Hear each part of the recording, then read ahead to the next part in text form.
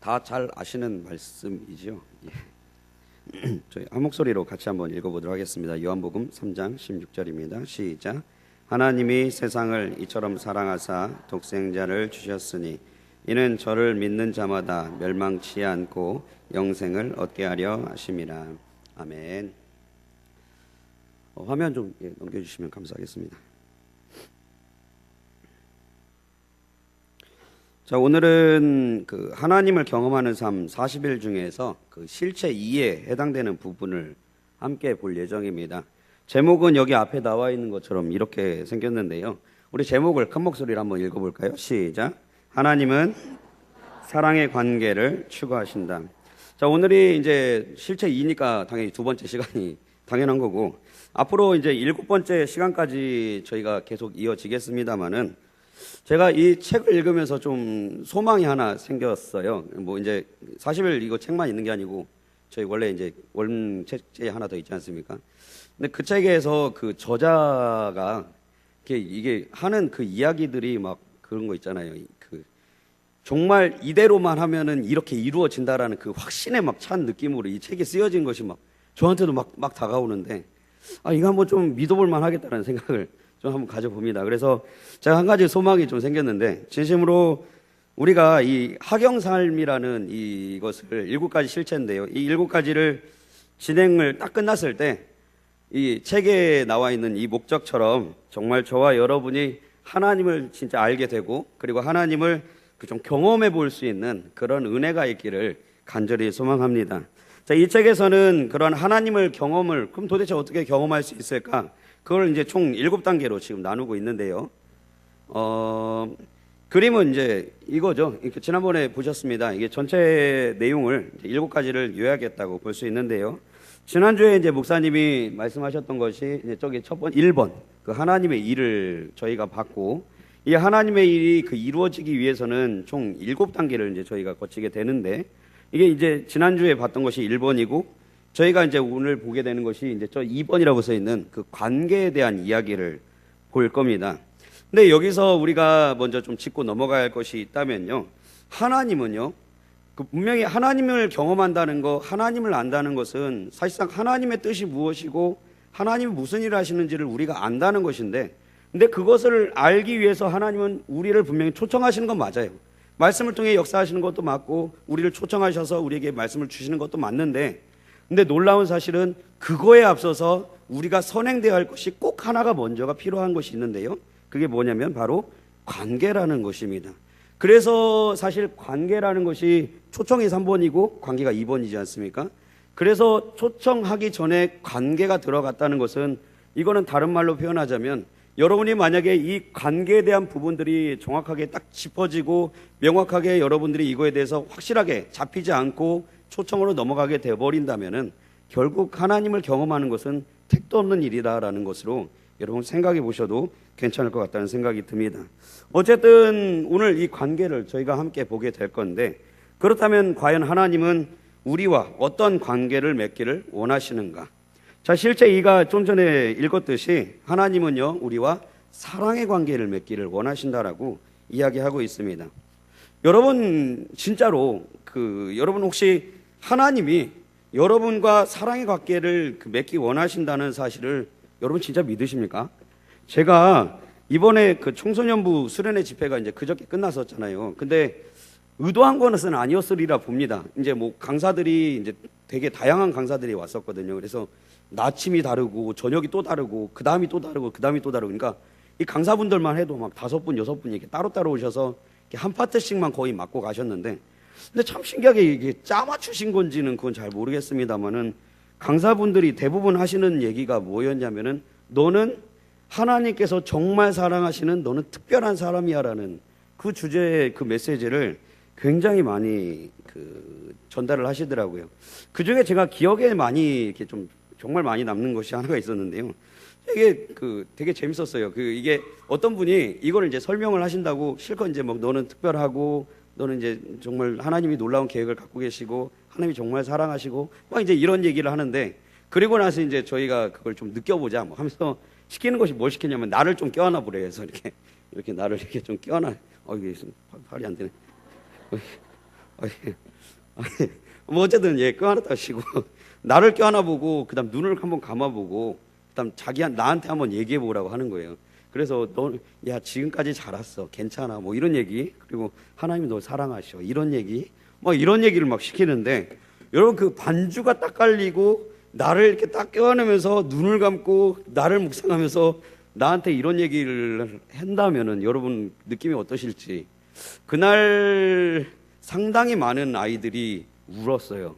정말 많은 아이들이 울었어요. 제가 그거 보면서 참 한편으로 속상한 부분도 있죠. 참 세상에서 얼마나 그 사랑한다는 소리를 그렇게 못 듣고 잘 수밖에 없는 우리나라 환경상, 여러분이 잘못했다는 거 아니고 부모님이 잘못이 아니고 우리나라 구조상 참 이 경쟁 사회 속에서 살아가면서 얼마나 이렇게 힘들었으면 그 한마디 하나가 정말 그 아이들을 이렇게 울릴 수 있을까, 참 가슴 아픈 그런 느낌이 됐고, 어쨌든 저도 하면서 이렇게 너무 따뜻함을 많이 느꼈었던 그런 부분이었습니다.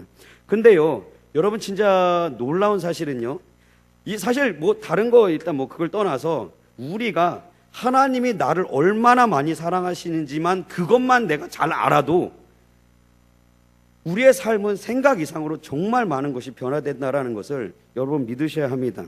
저는 정말 이 부분, 오늘 특별히 이 부분에 대해서만 좀 그 소망하는 부분만 잡아도요, 오늘 이 실체 일을 함께 나누는 동안 여러분이 목적은 분명히 그거예요. 여러분이 그 하나님의 사랑을 좀 깊이 느끼시는 그 은혜가 있으셨으면 좋겠습니다. 사실 우리가 그냥 이거 이론만 배우는 것이 아니잖아요. 경험이라는 것이 경험이지, 이게 경험이 아니면 이론으로밖에 남을 수밖에 없기 때문에 여러분 오늘 이 이야기들을 좀 이렇게 나눠가면서 진짜 하나님이 정말 나를 사랑하시는구나, 하나님이 정말 나와 그 사랑의 관계를 맺기 위해서 진짜 미치듯이 이렇게 달려오시는구나, 막 이런 느낌을 여러분이 오늘 좀 느끼고 돌아가시는 그네가 있었으면 좋겠습니다. 오늘 내용을 그 세 가지 포인트를 중심으로 함께 말씀을 나누도록 하겠습니다. 자, 이제 그 세 가지가 바로 밑에 이제 나오는 이야기인데, 첫 번째로 그렇다면 우리가 보아야 할 것이 무엇인가? 하나님은 주도권을 가지고 당신을 사랑하신다라는 것입니다. 여러분 이거 우리 같이 한번 좀 읽어볼까요? 여러분 그 자신에게 좀 이야기하는 느낌으로 한번 읽어보겠습니다. 시작. 하나님은, 여러분 만약에 우리가 하나님을 지금 사랑하고 있다면 그것은 분명 우리 때문이 아니라 하나님 때문일 것입니다. 사실 우리 인간은요, 우리 자연적인 인간은 우리가 이제 하나님 믿으니까 우리는 지금 찾지만, 사실 우리가 하나님 믿기 이전에, 하나님 우리에게 은혜 주시기 이전에 우리의 모습을 가지고 하나님을 찾는다? 그것은요 그냥 거의 제로에 가깝다가 아니고 그냥 제로죠. 우리는 절대 하나님을 직접 먼저 찾을 수는 없습니다. 성경은 분명히 그거에 대해서 기록을 하고 있어요. 성경 말씀 보니까요, 로마서 3장 10절에서 11절 말씀 보니까 여러분 잘 아시는 말씀이죠. 같이 한번 읽어보도록 하겠습니다. 시작. 기록한 바 의인은 없나니 하나도 없으며 깨닫는 자도 없고 하나님을 찾는 자도 없고. 여러분 죄가 우리에게 영향을 끼치는 이상 우리는 절대 하나님을 찾을 수 없다라는 사실입니다. 그러다 보니까 우리가 하나님과 어떤 형태로든지 관계를 만약에 가질 수 있는 가능성이 열린다면 그것은 절대 우리가 아니라 하나님이 주도권을 가지고 오실 수밖에 없다라는 사실입니다. 사랑의 관계를 가지려면요, 우리가 하나님을 찾는 것이 아니고 하나님이 오히려 우리와 사랑의 관계를 가지기 위해서 주도권을 가지시고 우리에게로 오셔서 자기 자신에게 이끄셨다라는 사실입니다. 다른 성경 본문도 이에 대해서 분명히 우리에게 이야기해주고 있어요. 예레미야서 31장 3절 말씀 보니까 이렇게 이야기합니다. 같이 한번 읽어볼까요? 시작. 옛적에 여호와께서 나에게 나타나사 내가 영원한 사랑으로 너를 사랑하시기에 인자함으로 너를 이끌었도다 하였노라. 여러분 뒤에 이어서 호세아 11장 4절 말씀 보니까요 비슷한 이야기가 나옵니다. 같이 한번 읽겠습니다. 시작. 내가 사람의 줄 곧 사랑의 줄로 그들을 이끌었고 라고 말씀하십니다. 한 절만 더 볼까요? 요한복음 3장 16절 시작. 하나님이 세상을 이처럼 사랑하사 독생자를 주셨으니 이는 그를 믿는 자마다 멸망하지 않고 영생을 얻게 하려 하심이라. 여러분 사실 이 말씀은 복음입니다. 하나님이 세상을 이처럼 사랑하셨기에 누굴 주셨다고요?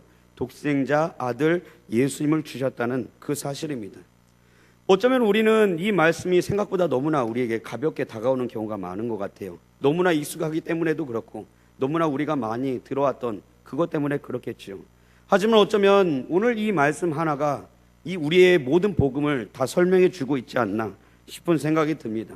하나님이 세상을 너무나 사랑하셔서 자기의 독생자를 주셨다는 그 사실, 정말 독생자를 죽여서라도 우리 한 사람 한 사람, 여러분 한 사람 한 사람과 사랑의 관계를 맺기 원하신다는 그 사실, 정말 어떻게 해서든지 정말 우리와 사랑의 관계를 맺으시겠다는 그 하나님 마음, 여러분 진심으로 우리가 그 하나님을 경험하기 위해서는요, 이 진리가 정말 저와 여러분 마음 가운데 굳건히 자리 잡힐 수 있는 은혜가 있기를 간절히 소망합니다. 이것이 흔들리면요, 절대로 우리는 하나님을 알 수가 없습니다. 이것이 흔들리면요, 우리는 절대로 하나님을 경험할 수가 없습니다. 이 관계가 우리 가운데 서로 맺어지지 않으면요, 하나님이 아무리 초청하신다 한들 그것은 우리에게 일적인 요소밖에 되지 않고요, 우리와 하나님과의 사랑의 관계가 맺어지지 않게 되면요, 우리가 하는 모든 행위는 결국 우리를 높일 수밖에 없는 그런 의로운 행위밖에, 그냥 의를 높이는 그런 행위밖에 되지 않는다라는 것입니다. 더욱이 하나님은 또한 우리에게도 동일한 것을 요구하고 계신 것을 볼 수가 있습니다. 하나님은 우리에게 말씀하세요. 내가 나와의 관계 속에서 너에게 원하는 한 가지가 있는데 그것이 무엇인지 아느냐? 신명기 6장 5절 말씀은 이렇게 이야기합니다. 같이 한번 읽어보겠습니다. 시작. 너는 마음을 다하고 내 하나님 여호와를 사랑하라. 아멘. 여러분 성경은 이렇게 이야기하고 있는 것입니다. 하나님과 우리와의 관계를 표현할 수 있는 수많은 단어들이 있지만 그럼에도 불구하고 하나님과 우리와의 관계를 표현해야 하는 그 단어는 무엇이라고요? 바로 사랑이라는 것입니다. 하나님은 주도적으로 우리를 사랑하기 위해서 만나셨고 하나님은 우리에게 한 가지를 요구하고 계신 것을 우리는 알아야 한다는 것입니다. 그것은 우리의 모든 것을 다하여서 하나님을 사랑하라라고 성경은 이야기하고 있는 것입니다. 여러분 절대로 이 사랑의 관계를 정말 최우선으로 둘 수 있는 그러한 은혜가 있기를 소망합니다. 오늘 사도 바울은 이렇게 이야기합니다. 로마서 8장 35절에서 37절까지 말씀입니다. 같이 한번 읽어볼까요? 시작. 누가 우리를 그리스도의 사랑에서 끊으리요? 환난이나 곤고나 박해나 기근이나 적신이나 위험이나 칼이랴. 그러나 이 모든 일에 우리를 사랑하시는 이로 말미암아 우리가 넉넉히 이기느니라. 아멘. 여러분 하나님을 경험하기 원하십니까? 여러분 하나님을 경험하기 원하십니까? 여러분 그 사랑을 확신하고 여러분 그 사랑을 누리시기를 간절히 소망합니다. 사랑을 누리실 수 있다면, 여러분 하나님과의 관계가 회복될 수 있다면 그것으로부터 하나님을 경험할 수 있는 놀라운 길이 열린다는 사실 여러분 꼭 기억하시고 이 사실을 여러분 확신하시고 나아갈 수 있는 그런 은혜가 있기를 간절히 소망합니다. 오늘 말씀의 두 번째로 우리가 보게 될 것은 무엇인가? 우리 같이 한번 읽어볼까요? 시작. 하나님은 사랑하시기에 징계하신다라는 것입니다. 여러분 좀 전에 말씀을 통해서 보았듯이 하나님은 우리에게 나타나실 때 어떤 모양으로 나타나시면 항상 사랑의 모양으로 나타나시기 마련입니다. 근데 여러분 이거에 대해서 우리가 의문점을 가질 수 있어요. 왜냐하면은 생각보다 우리에게 주어진 그 환경을 보면은 생각보다 내가 정말 기뻐할 수 있는 환경만을 우리에게 주시지 않는다라는 것입니다. 그런데 왜 우리는 그럼에도 하나님이 우리를 정말 사랑하신다고 이야기하는데도 불구하고 우리는 어려움을 겪을 수밖에 없을까? 왜 하나님은 우리를 사랑한다면서 우리의 그런 어려움을 주실 수밖에 없는 것일까? 이렇게 생각해 볼 수도 있죠. 하나님이 사랑이 때로는 우리를 사랑해서 그렇게 사랑의 표현을 주시고 때로는 우리가 좀 진노하셔서 진노의 표현을 주시고 이렇게 왔다리 갔다리 하는 그런 하나님이 아니실까라고 생각할 수 있지만 근데 일단 분명한 것은요, 절대 그렇지는 않습니다. 왜 이것을 제가 확신할 수 있냐면요, 성경 말씀 보니까 하나님의 성품에 대해서 뭐라고 표현하고 있냐면은 하나님은 사랑이시다라는 그 이야기를 많이 합니다. 하나님의 성품 자체가 사랑이시라면 사랑이신 하나님이 다른 성품으로 나타난다면 그것은 오히려 이율배반적인 일이 될 수밖에 없다라는 것입니다. 절대로 하나님은 다른 모습으로는 사람들에게 나타나지 않으세요. 만약 다른 모습으로 나타나셨다면요, 오히려 하나님은 자신의 성품을 부정하셔야 하는 것입니다. 그렇기 때문에 그 사랑은요, 완전한 사랑이 되는 것입니다. 하나님이 우리에게 나타나실 때는요, 어쩔 땐 열받으셔서 나에게 막 진노를 주시고, 어쩔 땐 막 네가 너무 이뻐서 우리에게 사랑을 베풀어 주시는 그런 하나님이 아니라, 이럴 때든 저럴 때든 하나님은 항상 사랑의 모양으로, 완전한 사랑의 모양으로 우리에게 나타나신다라는 것입니다. 그런데 여기서 중요한 사실 한 가지는요, 그 완전한 사랑인 것은 맞긴 하지만, 그런데 이것이 상황에 따라서 매우 다른 모양으로 나타난다라는 것입니다. 여러분, 오늘 다음 말씀 보니까 마태복음 4장 17절 보니까요, 오늘 이 본문은 이렇게 이야기합니다. 같이 한번 읽어볼까요? 시작. 이때부터 예수께서 비로소 전파하여 이르시되, 아멘. 여러분, 이 말씀은요, 예수님이란 분이 완전한 그 사랑을 마음에 가지고 처음으로 사역하면서 나가자마자 하셨던 말씀이에요. 그러니까 첫 번째로 하나님 사람들에게 전파했던 그 말씀인데, 그 말씀이 뭐라고요? 그 완전한 사랑을 가지고 하나님 예수님 다른 사람에게 하셨던 말씀이 뭐라고요? 바로 회개하라라고 얘기하는 거예요. 여러분, 왜 회개하라라고 오늘 본문은 이야기하는 겁니까? 당연하죠. 왜 당연한 거예요? 우리는 너무나도 쉽게 범죄하는 것을 우리는 잘 알고 있기 때문에 그러지 않습니까? 사람들이 잘하고 있으면 사실상 그 사람들에게 회개하라 말할 필요 없어요. 근데 이 사람들이 뭐 하고 있어요? 항상 완벽하게 나아가지 못하고 있다는 것입니다. 항상 어딘가에 걸려 넘어지고 항상 어딘가에 실수하면 갈 수밖에 없는 그 사람들이라는 것을 주님은 아셨다라는 것입니다. 근데 문제는 뭡니까? 그렇게 죄를 짓다 보면 어떻게 되는 거예요? 죄의 삭은 사망이라는 것입니다. 또한 죄는 전염성이 너무나 강하다 보니까 그 죄가 뭘 파괴하기 시작하는 겁니까? 우리의 인생을 파괴하기 시작해버려요. 우리의 가정을 파괴하기 시작해버려요. 우리의 직장을 파괴하기 시작해버려요. 내가 가지고 있는 그 모든 사랑의 관계를 맺지않은 그 사람들과의 모든 파괴가 일어나기 시작하게 된다라는 것입니다.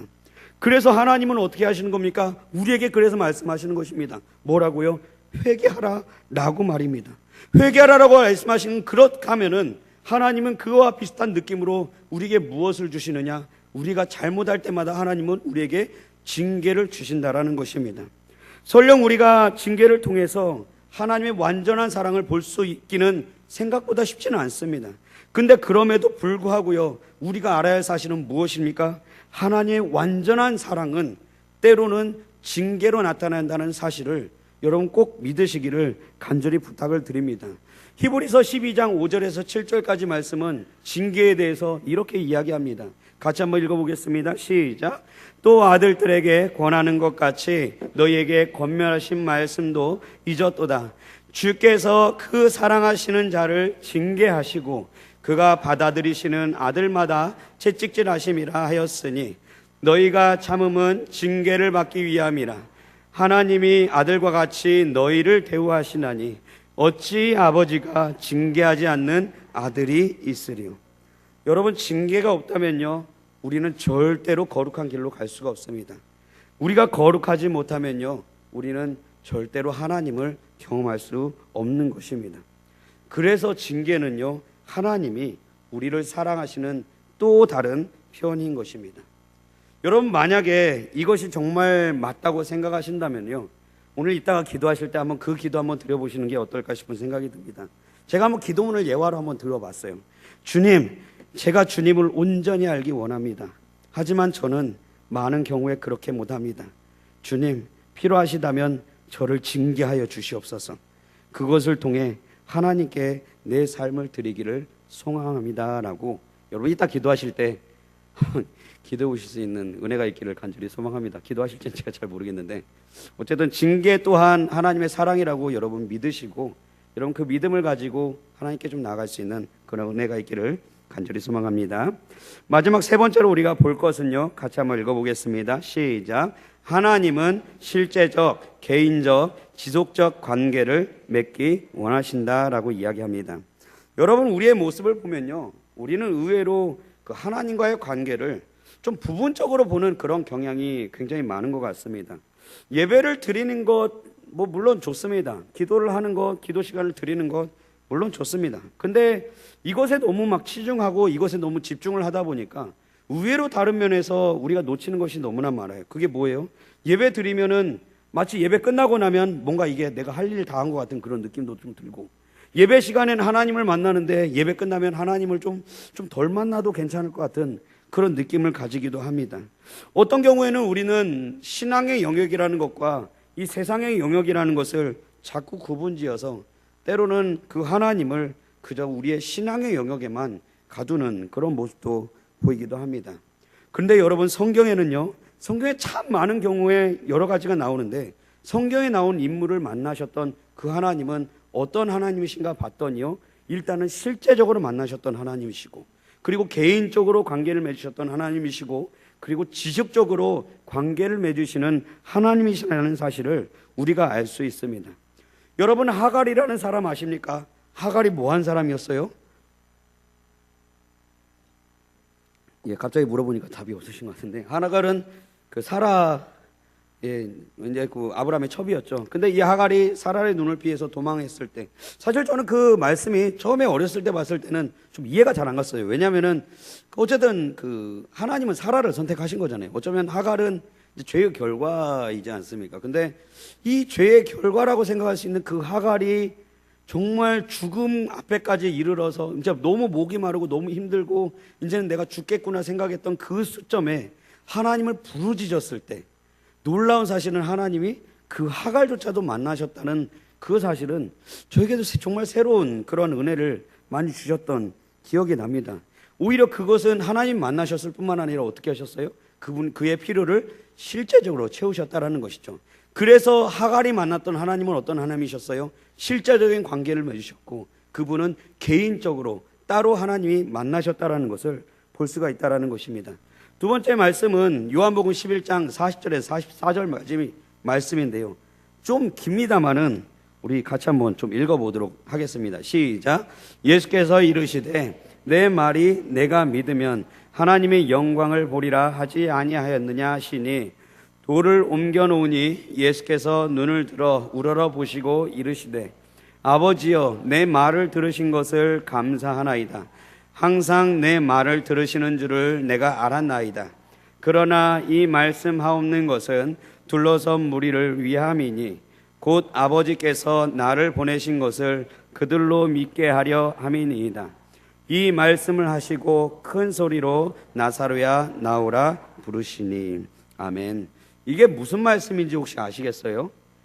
일단은 주인공이 한 사람이 등장을 하죠. 누굽니까? 예, 나사로라는 사람. 나사로가 지금 죽는 그 장면, 그리고 이제 돌이 딱 이렇게 막혀 있는 그 장면, 그 장면에서 예수님이 짠 하고 그 자리에 도착을 하셨습니다. 그리고 나서 그 앞에서 예수님이 행하셨던 그 부분인데, 근데 놀라운 사실은 그 자리에서 예수님이 뭘 하셨냐면은 기도문을 읽으세요. 기도를 하세요. 그렇다면 우리는 그렇게 생각할 수 있습니다. 예수님이 역시 사역을 하시기 전에 기도를 하셨구나. 근데 여러분, 이걸 조금 더 구체적으로 보시면은 예수님은 이것을 기도를 하신 것이 아니라 그냥 항상 기도하던 것을 그냥 잠깐 읊조린 거에 불과하다라는 것을 우리는 알 수가 있습니다. 무슨 얘기냐면요, 예수님의 기도 시간은 따로 항상 정해져 있었어요. 새벽 미명에, 밤중에 예수님은 항상 기도를, 그 시간을 따로 정해서 기도를 하셨습니다. 근데 그럼에도 불구하고 우리가 이 말씀을 통해서 알 수 있는 것은 무엇입니까? 예수님이 기도 시간은 따로 정해 놓으셨지만 그 기도를 통해서 하나님과 관계를 그때도 맺었지만 또 하나님과의 관계를 언제도 맺는 거예요? 그냥 살아가면서 순간순간 하나님과의 관계를 맺고 있는 것을 볼 수가 있다라는 것입니다. 그 하나님과의 관계는, 하나님은 계속해서 우리와의 관계를 지속시키기를 원하십니다. 그걸 대표할 수 있는 인물이 또 한 사람이 있는데요, 그게 누구냐면 바로 모세라는 사람입니다. 출애굽기 24장 18절 말씀 보시면요, 이건 제가 읽을게요. 모세는 구름 속으로 들어가서 산 위에 올랐으며 모세가 40일 40야를 산에 있으니라. 여러분, 이것은요, 모세가 하나님을 만났던 장면입니다. 시내산에서 만났습니다. 근데 놀라운 사실은 뭔지 아십니까? 분명히 시내산에서 십계명을 주셨고, 분명히 시내산에서 성막을 어떻게 만드는지 주셨고, 분명히 시내산에서 그 모든 것을 세팅할 수 있는 모든 것 다 주셨음에도 불구하고 하나님은 더 놀라운 사실은요, 그 이후에도 모세를 순간순간 찾아가셔서 모세를 지속적으로 계속해서 만나셨다라는 사실입니다. 모세는요, 그때 따로만 올라가서 모세가 거기서 하나님을 만나지 않았습니다. 순간순간 모세는 하나님의 음성을 들었고요, 순간순간 지속적으로 하나님과 교제를 했고요, 순간순간 하나님과 관계를 맺고 있었다라는 것입니다. 여러분, 성경의 인물이 이렇다면요, 여러분 우리 또한 그렇게 하나님과의 관계가 이루어져야 함을 여러분 믿으시기를 소망합니다. 여러분 삶에서 실제적으로 제발 하나님을 만나십시오. 그냥 이 자리에서만, 예배 시간에만, 기도 시간에만 하나님을 만나시지 마시고 진심으로 실제적으로 하나님을 만날 수 있는 그런 은혜가 있기를 간절히 소망합니다. 여러분 개인적으로 하나님을 만나십시오. 그냥 어중이 떠중이로 그냥 추상적으로 그냥 뭐 하나님이 좀 이러셨나 보다 그냥 그렇게 생각하지 마시고 여러분 1대1로 만나십시오. 인격적으로 만나십시오. 사랑에 인격이 없으면, 인격 대 인격이 만나지 않으면은 여러분 사랑이 아닙니다. 그냥 아무 생각 없이 하나님 나를 사랑하셔 라고 생각한다면 그것은 사랑이 아니라 그저 이론에 불과한 것입니다. 하나님을 경험하다는 것은요, 그래서 인격과 인격이 만나서 개인적인 관계가 맺어져야 그것이 바로 진짜 놀라운 하나님과의 관계라는 것입니다. 그리고 마지막으로 삶에서 여러분 지속적으로 하나님과의 관계를 맺을 수 있는 그런 은혜가 있기를 간절히 소망합니다. 여러분 진심으로 그런 모습을 통해서 삶의 역사하시는 그분을 경험하시는 은혜가 있기를 간절히 소망합니다. 우리 이 시간 정말 이렇게 해서 3가지를 배웠습니다. 실제 이는 하나님은 당신과 사랑의 관계를 추구하신다고 하셨는데요, 오늘 우리가 함께 나눴던 것은 무엇이죠? 첫 번째로는 하나님은 하나님 스스로 주도권을 가지고 우리와 사랑의 관계를 맺기를 원하신다는 사실이고, 두 번째는 우리가 뭘 묵상했습니까? 하나님은 사랑하시기 때문에 때로는 우리를 징계하신다고 말씀드렸습니다. 그리고 마지막으로 우리는 무엇을 배웠습니까? 하나님은 실제적이고 개인적이고 지속적인 관계를 맺기를 원하신다라는 것을 우리가 함께 묵상했습니다. 여러분 오늘 이 묵상한 것을 삶에 잘 적용하시기를 간절히 소망하고, 이것을 위해서 우리 잠깐 좀 먼저 기도하는 시간을 좀 가져보았으면 좋겠습니다. 여러분 이것을 단순히 그냥 이론적으로 생각하지 마십시오. 여러분을 사랑하시는 그 하나님의 그 사랑의 마음을 여러분 좀 먼저 느껴보셨으면 좋겠습니다. 필요하시다면 여러분 자신을 꼭 안아주시고 정말 그 하나님의 그 손길을 여러분 먼저 좀 누려보시면서 그렇게 기도하셨으면 좋겠습니다. 3가지 이것을 가지고 기도할게요. 여러분 눈을 감으시고 제가 다시 한번 정리를 해서 말씀드립니다. 먼저 우리가 기도할 것은 무엇입니까? 하나님이 나를 사랑하기 위해서, 나와 사랑의 관계를 맺기 위해서 자기 아들까지 내어주셨다는 그 사랑을 내가 확신하기 원합니다. 두 번째로 우리가 기도해 배웠던 것은 무엇입니까? 하나님, 때로는 우리에게 징계를 내려주신다 하여도 그것을 내가 사랑으로 받아들일 수 있는 은혜를 허락하여 주시옵소서. 또 우리가 배웠던 것은 무엇입니까? 하나님, 그냥 예배 시간에만이 아니라, 그냥 기도 시간에만이 아니라 정말 내가 살아가면서까지도 실제적으로, 그리고 인격 대 인격, 개인적으로, 그리고 지속적으로 당신과 관계 맺기 원합니다. 우리 이 3가지 기도 제목을 가지고 주여 한번 크게 해주신 후에 함께 기도하며 나아갔으면 좋겠습니다. 간절하게 기도합시다. 기도하겠습니다. 주여